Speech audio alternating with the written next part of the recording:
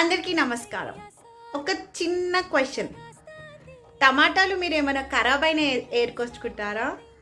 చూసి చూసి తీసుకొచ్చుకుంటారా?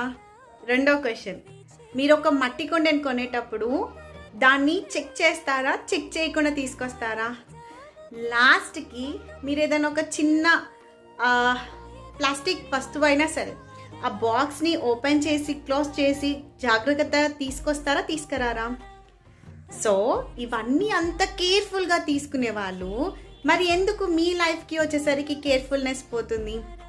మీరు మీకు కూడా ఇంపార్టెన్స్ ఇవ్వడం అనేది చాలా ఇంపార్టెంట్. సో మీ లైఫ్లో మీకంటూ కొంచెం స్పేస్ తీసుకొని మీకోసం మీరు థింక్ చేసుకోవడం స్టార్ట్ చేయండి. హ్యాపీగా ఉండడానికి మోస్ట్ స్టార్ట్ చేయండి.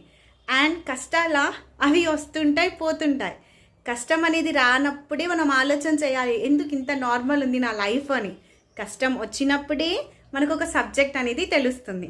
కష్టం రాకపోతే లైఫ్ నార్మల్గా ఉంటుంది.